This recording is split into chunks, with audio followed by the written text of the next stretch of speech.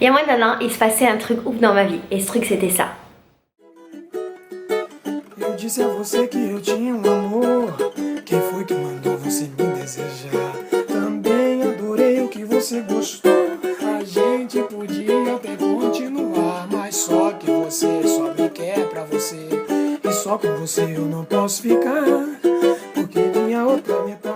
Il y a moins d'un an, j'ai décidé sur un coup de tête de partir au Brésil pour continuer mon tour du monde. J'avais rien organisé, j'avais rien préparé, j'avais rien planifié. Je partais juste avec mon petit sac à dos à moitié vide et je partais juste dans l'inconnu. Mais j'avais une certitude. Cette certitude, c'était que j'étais partie pour voyager pendant quelques années. Quand je suis arrivée au Brésil, j'ai été immédiatement frappée par la richesse de ce pays, par la richesse de la culture, par la richesse et la générosité des gens, par la gentillesse de toutes les personnes que je rencontrais, par la danse, par la musique, par la beauté des paysages, par la beauté des plages. Tout autant que j'ai été choquée par toutes les difficultés de ce pays, par la violence, par la criminalité, par les problèmes politiques, par les problèmes d'éducation, par les problèmes de sexisme. J'ai commencé par São Paulo avec Fabio et puis après j'ai été dans des auberges et là-bas j'ai rencontré plein de gens, des gens magnifiques avec lesquels j'ai eu des super beaux moments. Et puis je me suis fait des amis brésiliens et mon voyage a pris une toute autre dimension. J'ai découvert les relations entre les gens, j'ai découvert l'amitié, j'ai découvert la sororité, les relations entre les filles, j'ai découvert la musique, la danse, les soirées brésiliennes, les soirées de rue et j'ai découvert ce qui allait changer ma vie et mon expérience ici, à savoir les blocos et le carnaval.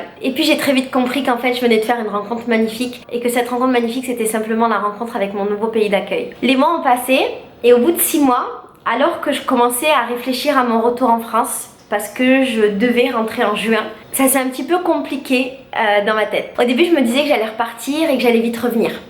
C'était mon but.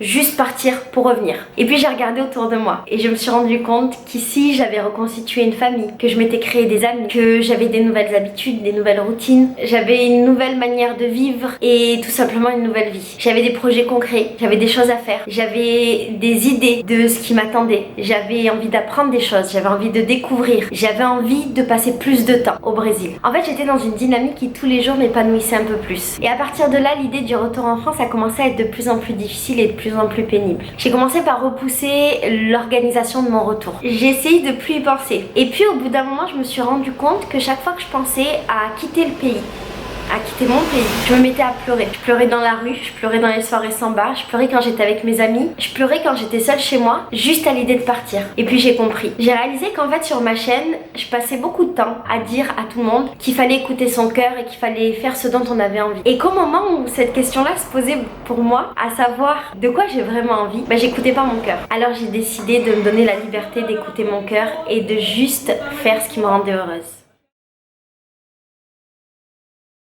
Voilà, je reste au Brésil, je sais pas pour combien de temps, je pense que ça se compte en années. Je reste au Brésil, je n'arrive pas à quitter ce pays, je n'arrive pas à imaginer une seule seconde passer la frontière. Prendre un avion et partir ailleurs, c'est juste impossible physiquement, moralement, mentalement, amoureusement. Je ne peux pas quitter ce pays. Je reste là pendant plusieurs années, je reste ici parce que je veux expérimenter des choses, parce que je ressens que j'ai des choses à vivre et je suis particulièrement heureuse de les partager avec toi. Je suis désolée pour toutes les personnes qui sont déçues parce que cette année je ferai pas la tournée des pique-niques. L'année prochaine peut-être pas non plus et je sais pas quand est-ce que je la reprendrai. C'est une décision qui a été difficile à prendre pour moi mais je crois que c'est la meilleure décision que je pouvais prendre et je pense que si j'étais rentrée j'aurais pas eu le cœur de faire cette tournée. Donc je reste là, on est parti pour quelques années de vidéos au Brésil. J'ai pour idée de m'installer à Rio pendant 2-3 ans et ensuite de vivre dans d'autres villes. J'ai pour idée d'expérimenter ce pays, d'en voir le maximum mais tout ça ça peut changer et peut-être que dans 6 mois, 1 an, 2 ans je reviendrai sur cette idée et juste j'écouterai mon cœur. Je t'envoie des gros bisous, je t'aime très très fort et je t'invite toi aussi tous les jours de ta vie à prendre des décisions pour juste écouter ton cœur et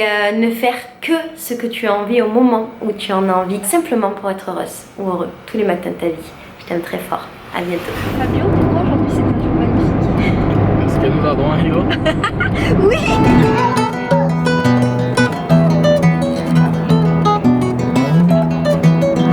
Pourquoi aujourd'hui on est à Rio? C'est un jour magnifique. Pourquoi? Parce que je suis au Brésil et que je...